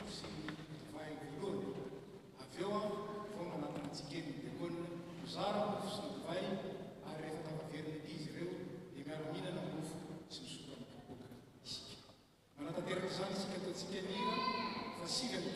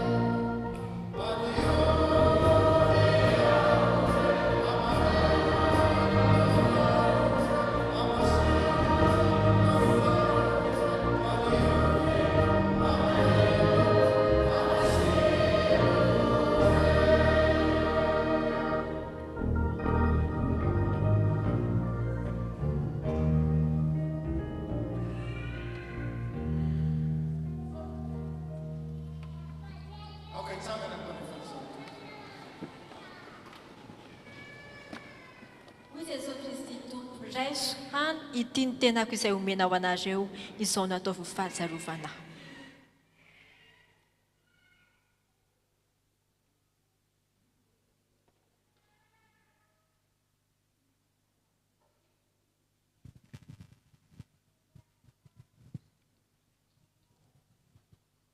Hoy koa Jesosy Kristy Tompo, sotroinareo rehetra ity fa ity no rako, dia amin'ny fanekena vaovao jalatsaka ho an'ny rehetra ho famelan-keloka. Izao no ataovy ho fahatsiarovana.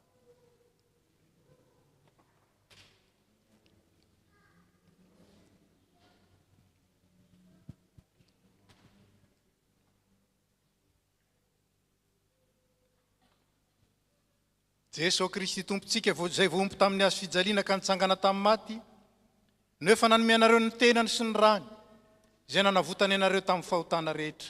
Izy ane ampahery sy aro anareo amin'izany amin'ny finoana marina ho fiainana mandrakizay, dia ho aminareo any ny fiadanana. Hira fahenina amby enimpolo sy roanjato no ataontsika.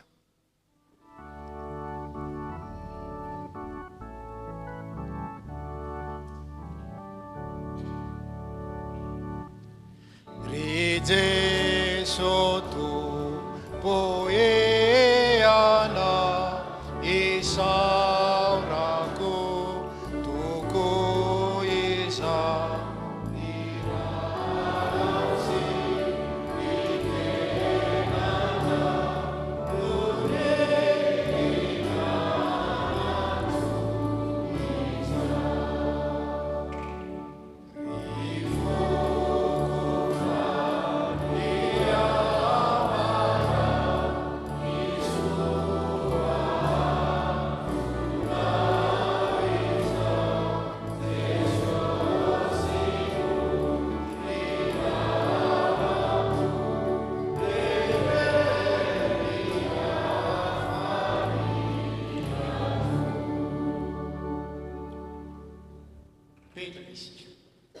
Marina fa rehefa miraha veto sika, dia angonina misaka babobelona ria ny kapoka rehefa mivoaka isika. Tonga amin'ny filazan-draharaha sika izao a, mangataka ny tompon'andraikitra androso amin'izany. Miarahaba antsika rehetra nahatratra izao Pentecosta 2024 izao.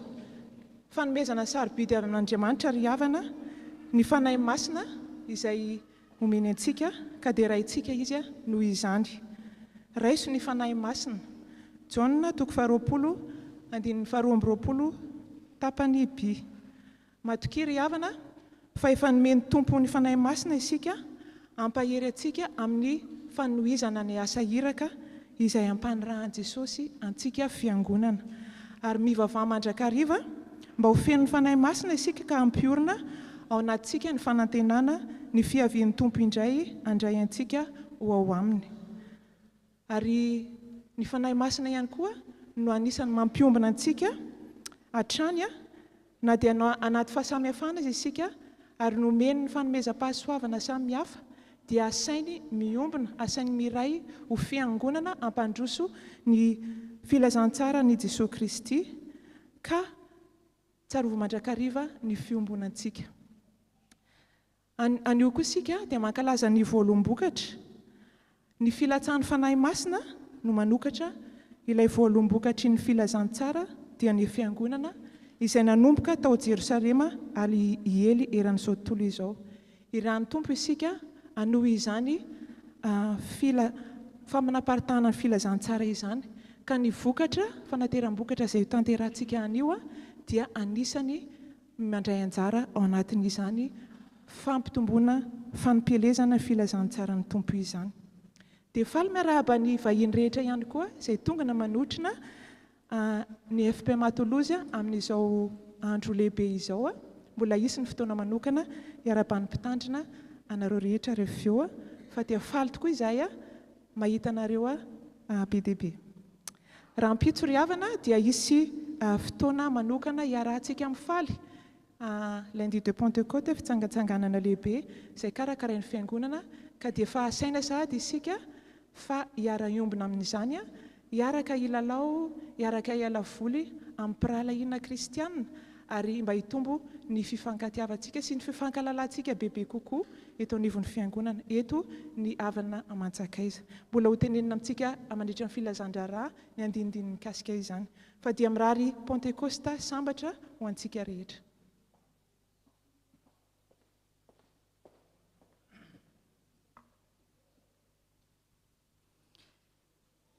Ny mpitandrina sy ny komity ny FP Matolozy zany dia mbola faly miarabantsika indray ry havana na tratra zao andro ny Pentecosta izao ary amin'ny anaran'i Jesosy Kristy lohan'ny fiangonana sy tompon'ny asa.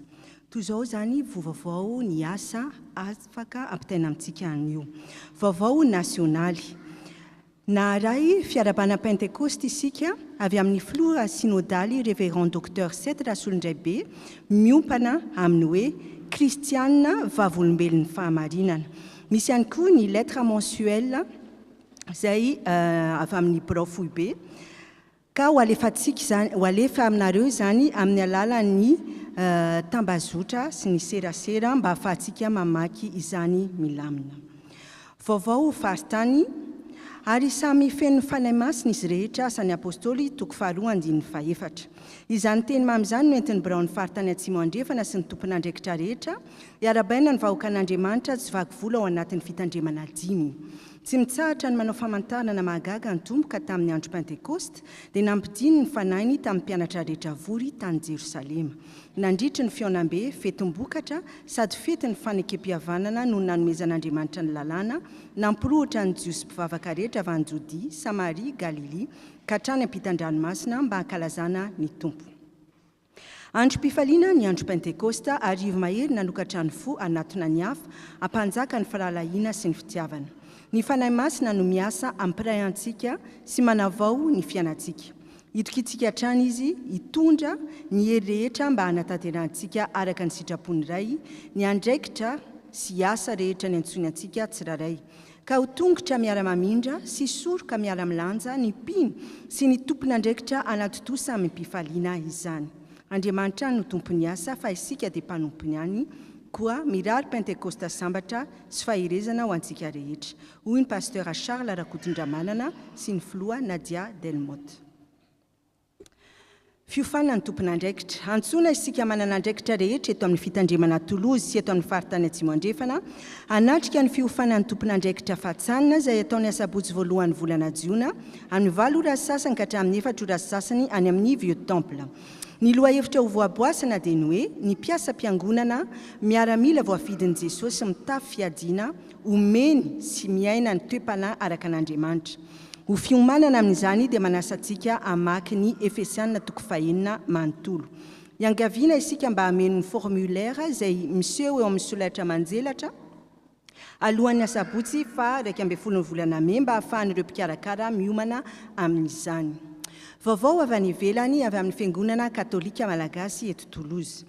La communauté catholique malgache de Toulouse a le plaisir de vous convier à la messe d'ouverture du 40e anniversaire présidée par le père Johnny Toulnzanahari le dimanche 2 juin à 10h30 en l'église de Notre-Dame de Lourdes. À l'issue de la messe, nous vous invitons à partager un moment de convivialité autour d'une collation. Tuzao ni vaovao eto amin'ny tafo taratasy fisaorana. Ny zanaka zafikely ary ny fianakavian'ny tompo Clara Mandimso Jean-Émile dia maneho fisaorana feno anareo tapaka sy namana fiangonana izay naneho firaisampo nampahery sy ny trotro-ambavaka tamin'ny fahorinany anjady na hatsapatsy rery tokoa izahay tamin'ny reny fotoan-tsarotra ireny fanotrononareo feno nanao soroka miara-milanja sy tongotra miara-mamindra. Andriamanitra manakare-pahasoavana ny amaly fitianareo tsirairay avy enikaja enim-boninahitra ny velona ary tsara levinana ny maty. Filazana teraka. Indro lova avy amin'ny Jehova ny zanaka maro, tambiny ateraky ny kibo, Salamo 7:7 ny andiny fahatelo. Faly izahay mampandre ny nahaterahany Miary Levi Rakotondrainy tamin'ny alatsinainy 13 May 2024. Hoy Narindra Sirija.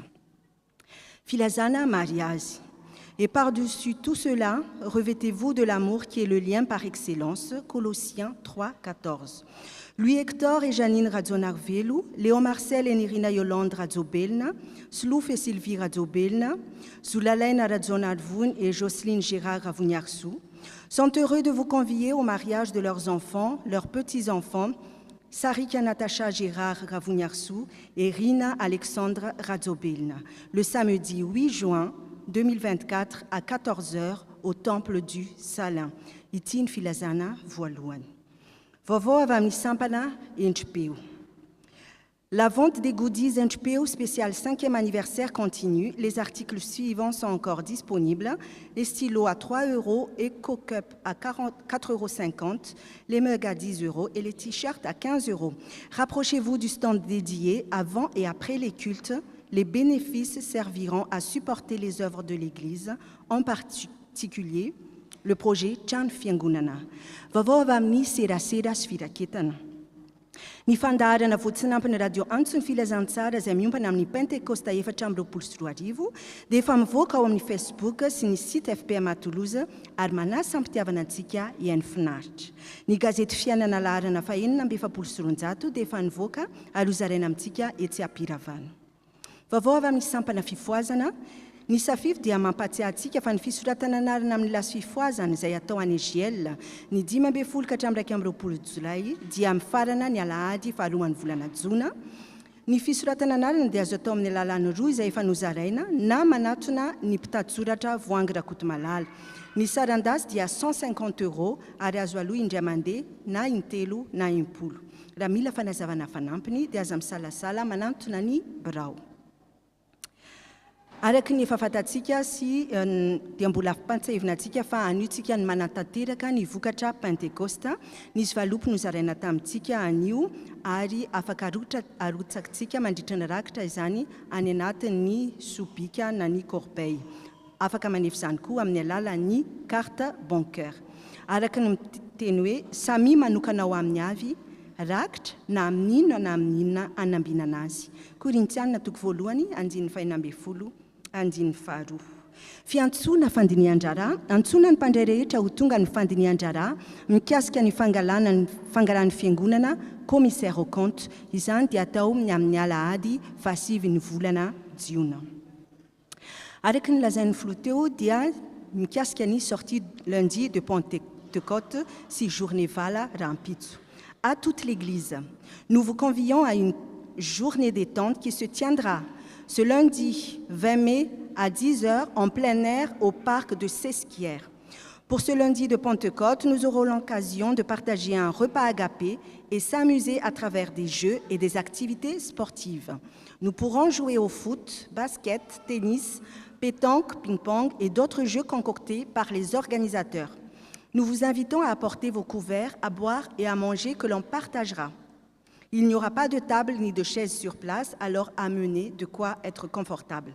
On porte votre attention sur le fait qu'il est interdit de faire un barbecue et que nous ne pourrons rien faire chauffer ni griller sur place. Et pour finir, avant d'apporter votre repas agapé, assurez-vous qu'il est sanitairement bon. Exemple, la mayonnaise de la veille. Cette journée sera l'occasion d'accueillir les nouveaux, de créer de la cohésion et de se retrouver en dehors de l'Église, et toutes les valas sont chaleureusement invitées.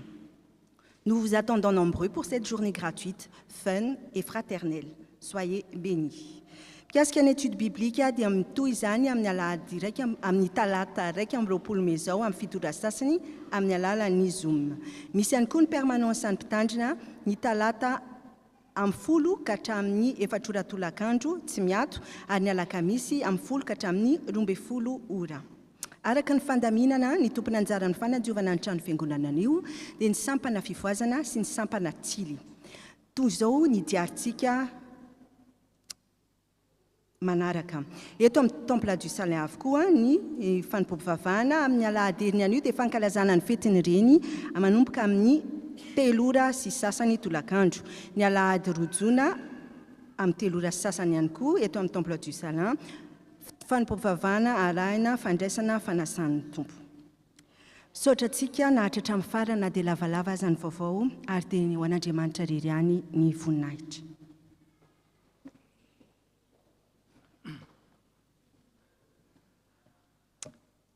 Comme il a été annoncé tout à l'heure, nous sommes heureux d'accueillir parmi nous les deux pasteurs de l'Église qui nous offrent en fait cet établissement. Randemanatena Hermine, je vous demande de vous lever, et sa femme Emmanuel. Nous sommes vraiment heureux de vous accueillir et surtout que c'est l'occasion pour présenter à ceux qui sont nouveaux. En fait, le pasteur Mine, qu'on appelle aussi Hermine, était l'ancien président de la FPMA Toulouse et ancien chef de chœur, un des fondateurs du Chœur Uni que nous avons célébré récemment. Et donc, le couple et pasteurs sont pasteurs donc ici, au Temple du Salin, ils habitent en haut. Et nous sommes vraiment heureux de vous avoir parmi nous pour cette célébration, malgré la longueur de notre célébration. Merci beaucoup et que Dieu vous bénisse et bénisse aussi votre ministère. Falko isika miarahaba ireo vahiny zay sendra mandalo. Karaha misy amintsika avy any ivelany, tonga mandalo eto na voahonina, dia mangataka antsika mba hitsangana arabaina amin'ny anaran'ny fiangonana ary tsofindrano amin'ny anaran'ny Tompo.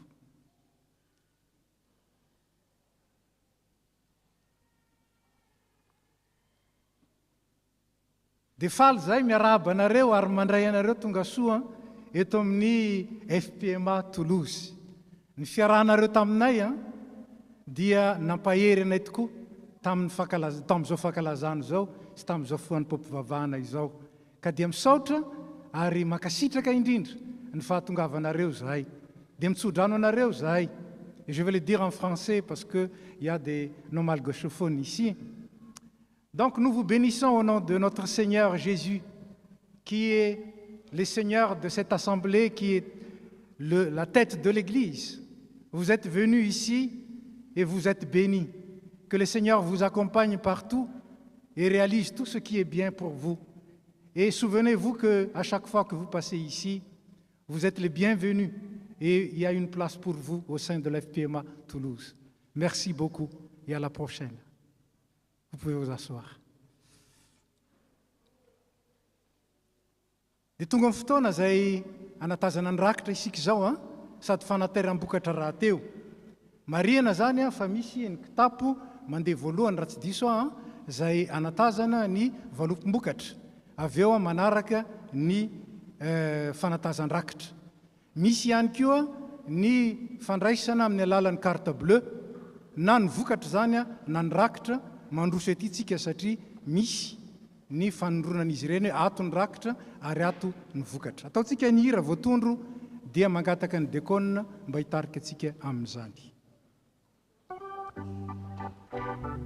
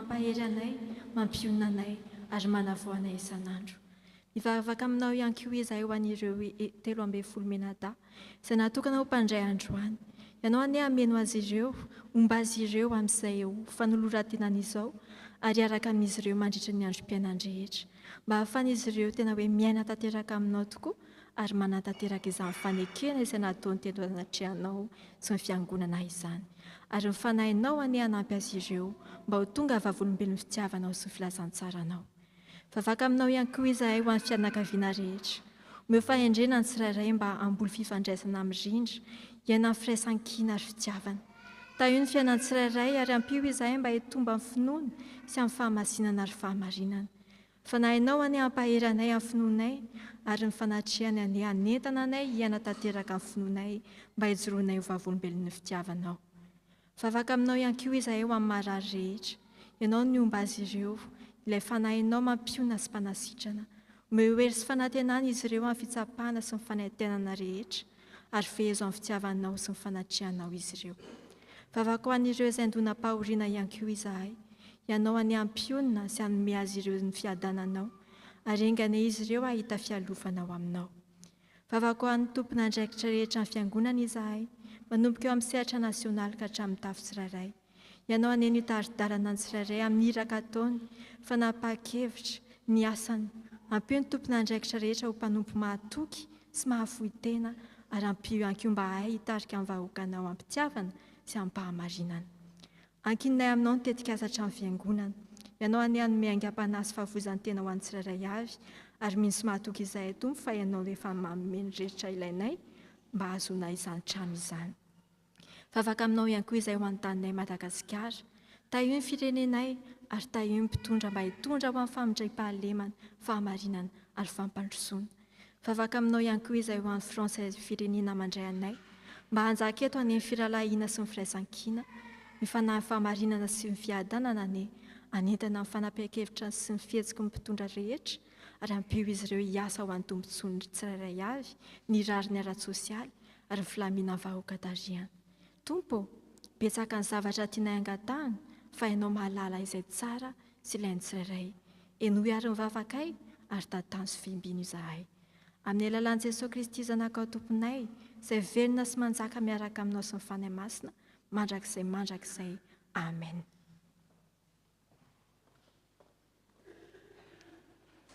dia mamarana izao fotoana izao isika riavana zao ny fandaminana araka ny efa voalaza tamin'ny fampianarana teto ny prélude ka hatrany amin'ny postlude dia ao anatin'ny fanimpom-pivavahana fa ny postlude akory tsy hoe fotoana hiparitahana ka araka izany ary efa vita ny andinin'ny fahatelo amin'ny 570 dia mipetraka isika ary dia mizotra mivoaka ireto katekomenina ireto melo lalana antsika mba azahoantsika miaraba azy ireo ery andalatsara ery zany dia iara-mitsangana isika manao ny andinin'ny voalohany amin'ny 570 mialohan'ny afatra sy ny tsodrano ary aorinan'ny fanirana ny andinin'ny fahatelo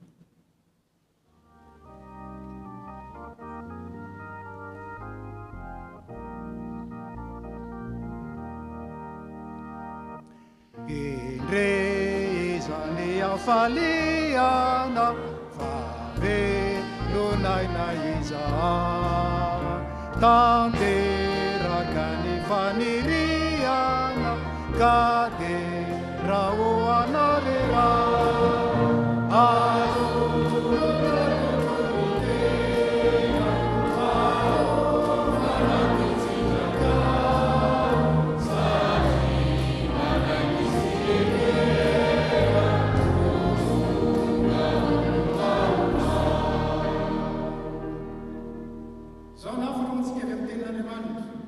Falimana-kariva mivavaka aza mitsahatra misoro amin'ny zavatra rehetra aza mamono ny fanahy aza manao tsinitsinina ny faminaniana fantaro ny zavatra rehetra azony mafy zay tsara ary fadio ny fanao ratsy rehetra dia ho tanteraka amintsika nitsodranotononona amin'ny anaran'ny tompo hitay anareo ny tompo ka hiaro anareo mampamirapiratra ny tavany aminareo ny tompo ka hiantra anareo anantratra ny tavany aminareo ny tompo ka hanome anareo fiadanana amen dia voninahitra ho an'Andriamanitra ray zanaka ary fanahy masina izay hatramin'ny taloha indrindra ka ho mandrakizay amen mandehana amin'ny fiadanana ka manotontompoko